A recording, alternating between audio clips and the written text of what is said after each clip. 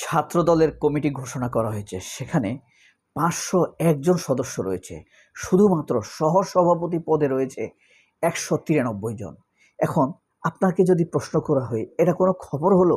193 জন আছে তো কি হয়েছে?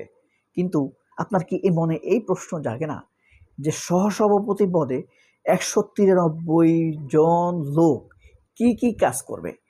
এই ছাত্রদলের উন্নয়নের জন্য, সাধারণ ছাত্রদেরকে ছাত্রদলের প্রতি আকৃষ্ট করার জন্য, অথবা সাধারণ ছাত্রদের চাকরি পাওয়ার জন্য, ক্যারিয়ার গঠনের জন্য এই 193 জনের কোনো জব ডেসক্রিপশন আছে কিনা?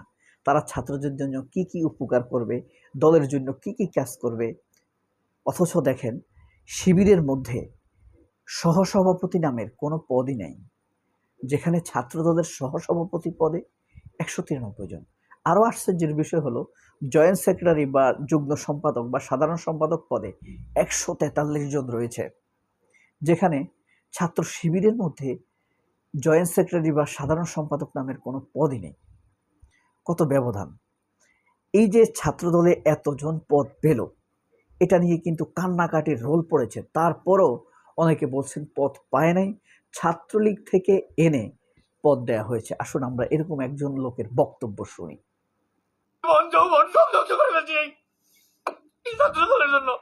আমরা নৈরাশ ছিলাম, এখনো নৈরাশী রইলাম। 5 আগস্টের পরে লোক আইনা আপনারা কমিটিতে বসাইছেন, আর আমরা এতদিন পর্যন্ত আন্দোলন সংগ্রাম হরতাল করে আপনাদের কমিটিতে আসতে পারলাম না।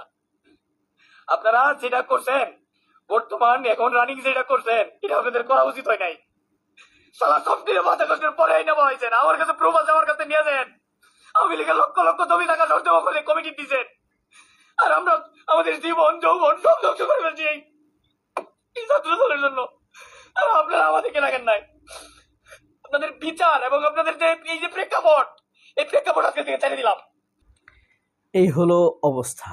তাহলে বুঝেন, এত লোককে বাহির থেকে এনে বিভিন্ন পদে পদায়ন করা হয়েছে, কিন্তু যারা ডেডিকেটেড, সময়, শ্রম, ক্যারিয়ার সব কিছু বিলিয়ে দিয়েছে, তারা এখানে পদ পায়নি। তাহলে ত্যাগ স্বীকার করার আর কি দরকার? যেখানে দলছুট ভুটভুট কুটকুট লোকেরা এসে বিভিন্ন পদ পেতে পারে, সে তো কান্না করবেই। এখানেই হলো শিবিরের সাথে ছাত্রদলের মৌলিক একটি পার্থক্য। যেখানে ছাত্রদলের একটি নগর, মহানগর অথবা কেন্দ্রীয় কমিটি হয় সাধারণত 101 সদস্য বিশিষ্ট কমিটি, সেখানে শিবিরের একটি ফুল বডি হয় 34 সদস্যের। বুঝতে পারেন, শিবিরের প্রত্যেকটি কেন্দ্রীয় কমিটির সদস্য যারা বা মানে সেক্রেটারিয়েটের সদস্য যারা, এদের প্রত্যেকেরই জব ডেসক্রিপশন থাকে, কে কোন কাজ করবে, হ্যাঁ, এবং জব কন্টেন্ট থাকে। আপনার আজকে দৈনিক কিছু কাজ থাকে, উইকলি কিছু কাজ থাকে, মান্থলি কিছু কাজ থাকে, আবার দৈনিক কাজগুলো কাদের সাথে থাকে রিলেটেড, আবার উইকলি কাজগুলো কাদের সাথে রিলেটেড, আপনার মান্থলি কাজগুলো কাদের সাথে রিলেটেড, একদম লিখিত সাইন করাই নিতে হয় কেন্দ্রীয় সভাপতির মাধ্যমে। প্রত্যেকের লাইনে এগোতে হয় ব্যক্তিগত পড়াশোনাকে ঠিক রেখে।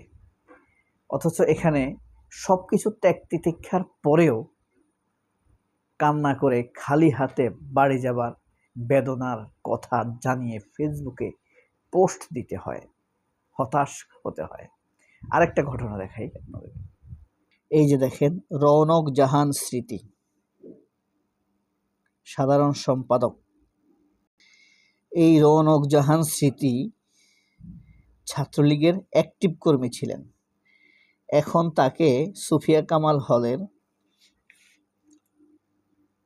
আপনার সাধারণ সম্পাদক করা হয়েছে, এই রৌনক জাহান স্মৃতিকে। এই যে দেখেন, ছাত্রলীগের সাথে তার প্রচুর গোল চিহ্নিত। এই যে দেখেন, সবুজ গোল চিহ্নিত, ছাত্রলীগের সাথে তার ছবি রয়েছে। আরও আছে, এই যে লাল গোল চিহ্নিত, কিন্তু এই যে দেখেন, আজকে এসে তাকে সাধারণ সম্পাদক বানিয়ে দেয়া হয়েছে। ছাত্র দলের ছাত্র শিবিরের একটি ফ্রেমিং নেম হয়ে গেছে এখন গুপ্ত। তাহলে এই মেয়েকে বা ছাত্র দলের এখন যে পদায়ন করা হলো তাদেরকে কি আমরা গুপ্ত বলবো? ছাত্রদল সবসময় ডিমান্ড করে যে শিবির তার পূর্ণাঙ্গ কমিটি দেখ। শিবিরের 34 সদস্যের কমিটি পূর্ণাঙ্গ কমিটি। তারা বাংলাদেশের সাংবাদিকরাও স্টাডি করে না, জানে না। এই কারণে প্রতিটি অনুষ্ঠানে এইসব প্রশ্ন করে মানুষকে বিরক্ত করে, দর্শকদেরকে বিরক্ত করে। এই কারণে তাদের টক শো কিন্তু কেউ দেখতে চায় না। দেখবেন, আমরা কয়েকটা মন্তব্য পড়তে পারি এখানে। প্রফেশনাল চামড়া ব্যবসায়ী কোনো নির্দিষ্ট দলে থাকে না। ছাত্রদলের পদ দেয়া লোক পায় না, এদিকে আবার অনেকে চিল্লায় মরে। সার্ভিস ভালো হয় নাই, সুযোগ পাইছে, পূর্ব থেকে দল পরিচালনার অভিজ্ঞতা আছে, সেই জন্য ছাত্রলীগ থেকে শিবিরের সভাপতি হলে ভালো ছিল। এই ধরনের মন্তব্য করেছে সাধারণ মানুষ। এবং এই বিষয়ে আরো আশ্চর্য হবেন আপনি জেনে যে বাংলা জাতীয়তাবাদী ছাত্রদল লালমাইয়ের Suruj memorial high school and কলেজের এক ছাত্রকে সাধারণ সম্পাদক করেছে। সেই ছেলে লাইভে এসে ঘোষণা দিয়ে বলেছে, আমি ছাত্রদল করি না। একদম স্পষ্ট করে বলে দিয়েছে। তারপর মিশকাতুল জান্নাত মিম, সে সুফিয়া কামাল হলের সভাপতি। আমি মিশকাতুল জান্নাত মিম, আমার বিনা অনুমতির আমাকে কামাল হলের সভাপতির দায়িত্ব দেওয়া হয়েছে, যা আমি অবগত নই। আমি এই ব্যাপারে অবগত না। আমি স্বেচ্ছায় এই পদ থেকে পদত্যাগ করলাম। মেয়ে নিজেই স্বেচ্ছায় পদত্যাগ করেছে। এরপরে আছে আপনার সাংগঠনিক সম্পাদক নাইমা নাজনীন। আমি নাইমা নাজনীন সরকারি তিতুমিল কলেজের পদার্থবিজ্ঞান বিভাগের সেশনের একজন ছাত্রী। বর্তমানে আমি সুফিয়া কামাল হলে রয়েছি। আমাকে অবগত না করে বাংলাদেশ জাতীয়তাবাদী ছাত্রদল আমাকে সুফিয়া কামাল ছাত্রীনিবাস সাংগঠনিক সম্পাদক করেছে। আমি এই পদে নেই, পদত্যাগ করলাম। বরিশাল বিশ্ববিদ্যালয়ের ছাত্রদল কমিটির 10 ছাত্রলীগ নেতাকর্মী। ওমর ফারুক সোহাগ সহ সাধারণ সম্পাদক।